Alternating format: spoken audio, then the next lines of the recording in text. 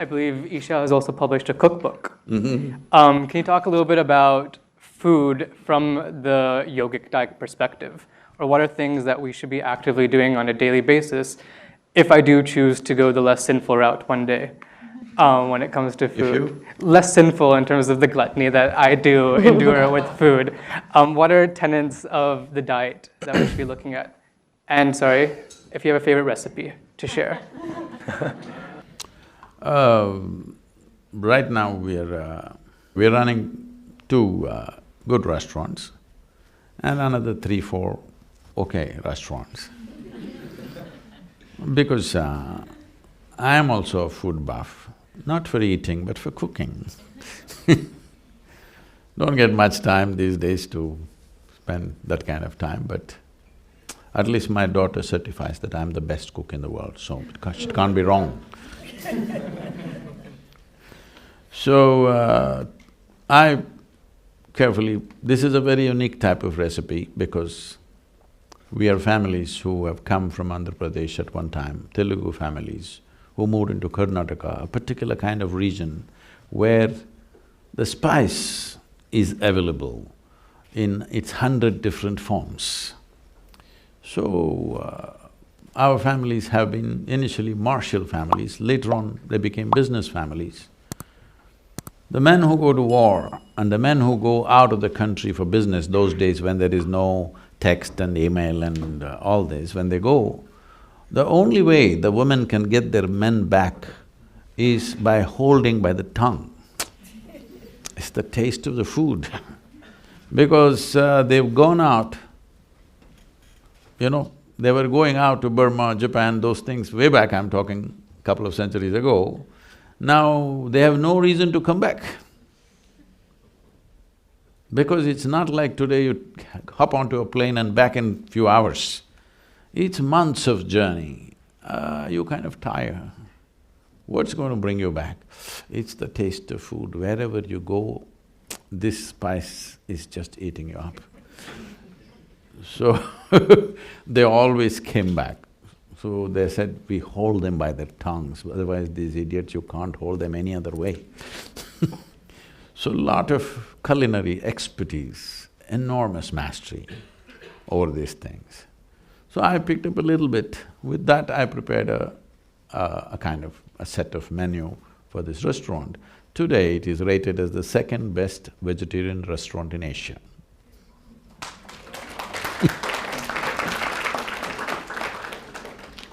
So if you happen to be in Chennai or Hyderabad, you must go and eat there. So, why I'm saying this is, see how to extract pleasure out of this planet. In this, cooking is an important part. Enormous pleasure of how to extract things out of this planet which causes enormous pleasure.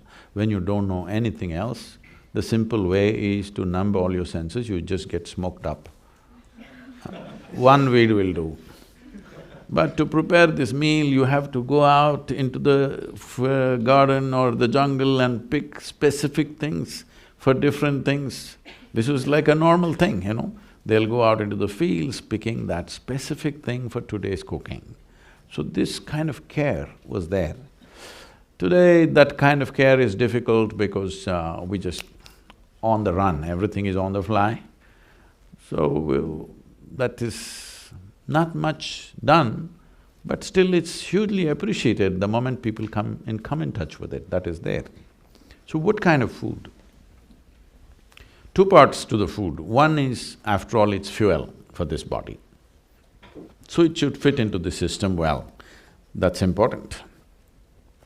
Another thing is, it has to pass through the tongue. So we don't have to gulp it down, we want to enjoy it. Whichever way, when you're hungry, when you're really hungry, anything goes, isn't it? Hello? It's a question of survival. Let's say you've not eaten for 5 days, whatever the hell edible thing comes, it's great. But we've passed the stage, most of the people on this planet have passed the stage where survival is pretty well taken care of. Now, See, my mouth is watering because I'm thinking of my own cooking. I have not looked at your book yet. So, these are two different aspects, but the first is most fundamental and important. I will not go into the second because that's another matter. When you talk about food as fuel, food is not religion, let's understand this. Food is not a philosophy, should not become an ideology, it is just a fuel for this body.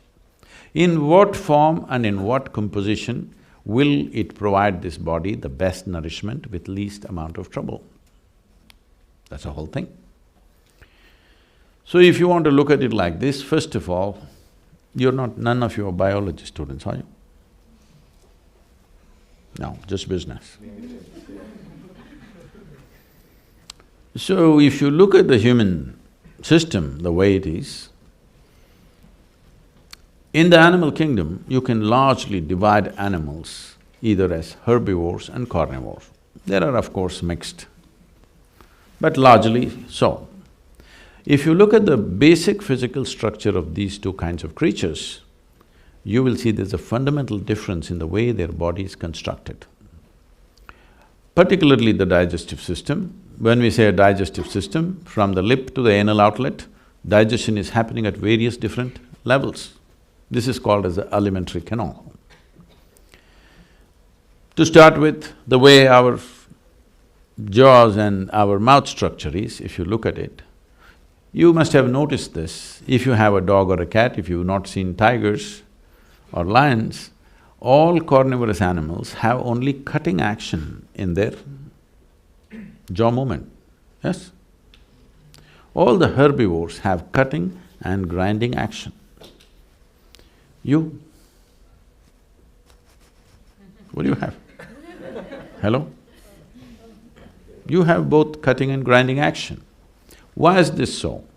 Because there are certain enzymes in your saliva that digestion begins for you in your mouth, not in your stomach. The more the food stays in your mouth, the better your digestive process is. Now that you asked the yogic thing, in yoga, in some systems of yoga, I don't go by these things, but I want people to decide by the texture of the food how much you do this, but there are some systems of yoga, if you don't know how to chew, they say every mouthful you must chew 24 times. That is 24 times you must do this. If you do that, at least 30 to 40% of the digestion will happen in your mouth itself, already it's been prepared. Now food is primed well in your mouth, when it goes inside, that is what the stomach is expecting, half-digested food, so that the rest of it can be done quickly. But today, most people are just gulping things down because with every food you're getting free Coke so that you can take it like a pill. You can gulp it in and gulp it in. Now, the moment you put sugar in your mouth, these enzymes will not function. If you take any carbohydrate, let's say you take any grain, let's say you take rice and keep it in your mouth, you will see within 30 to 40 seconds it'll turn sweet because it makes carbohydrates into sugar right here. But if you put sugar in your mouth, immediately that system gets reversed and that process won't happen. So with your food, you're having some sugar-loaded drink, immediately this part of the digestive system is gone, you're not using it at all. So everything is on this. So this is being overloaded. It's not just an accident that 50% of the world's antacids are consumed in United States of America. 300 million people are consuming 50% of the world's antacids. This is a statement on the food that you're eating. 100%, isn't it? It's a clear statement that obviously you're completely eating the wrong kind of food. If you look at the length of the alimentary canal, even if you look at the incisors, molars, the way the carnivorous animals and the herbivores are made, your structure is all herbivore. If you look at the length of the alimentary canal in all the carnivorous animals, it could be anywhere between 3 to 4 times the length of the body of that animal. In all the herbivores, it's 5 to 6 times the length of their body. If you look at your own alimentary canal, it is anywhere between 24 to 30 feet. This means it is 5 to 6 times the length of your body. Why this is so is, if you eat any vegetable matter, let's go little slowly. If you eat, let's say, raw meat, it will take anywhere between 70 to 74 hours for it to go through your system. If you eat cooked meat, if you cook it well and eat, you are doing rare, all right, that's a different matter. If you cook it well and eat it, then it will take anywhere between 50 to 54 to 56 hours to go through the system. If you cook the vegetables and eat it will take anywhere between 20 to 30 hours to go through the system, depending on the type of vegetable and how much fiber and other things. If you eat a raw vegetable, it will take anywhere between 12 to 15 hours to go through the system. If you eat a fruit, it will take 1.5 to 3 hours to go through the system. Any food which stays in your body for long periods of time is excessive bacteria in the system. You spend a lot of energy just to fight them down. And if it stays in the body, today there is enough medical science to tell you, in Ayurveda, in the Eastern systems of medicine, whatever problem you go with, first thing is they'll purge you, because a clean colon is a symbol of health. But the moment you're eating certain types of food, your colon can never be clean. There are issues and problems today. The amount of colon cancer, intestinal cancer is so heavy because one thing is they're eating food which is not suitable for the system, another thing is they're eating old food. When I say old food, almost anything, everything, if I walk into any store, what I see is any food you want to buy is at least a month or 2 months old. Still, in India fortunately, except in big cities, still, if we want to buy a vegetable, it must be plucked today morning. It is plucked at 6:30 in the morning, we cook at 8:30, 9, when the vegetable is still alive, we want to eat it. And it'll make a world of difference. Today people are talking about farmers' market, organic stores and works, but this is how the world lived 30, 40 years ago, before you business guys totally messed it up. So those of you who… I know all this is not possible for everybody to maintain, don't go by what I say. Don't listen to anybody when it comes to food. Just learn to listen to your body. With what kind of food is your body most comfortable with? Not your mind, not your tongue.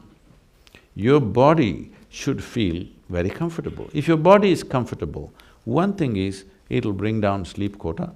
If your lethargy goes down, if your sleep goes down, your agility goes up, your alertness goes up, this means the body is happy. The body is happy with the food that you're consuming. After eating the food, if you feel like this, unless you drink something caffeinated or sugar-loaded, you cannot get up and do your work. If that is the condition of the body, this is not good for you, you should not be touching that. I would say, instead of going by all kinds of prescriptions, there are simple ways that, not here, but we could teach you how to become alert to the food. If something appears on your plate, you must know whether this will go well with you or not.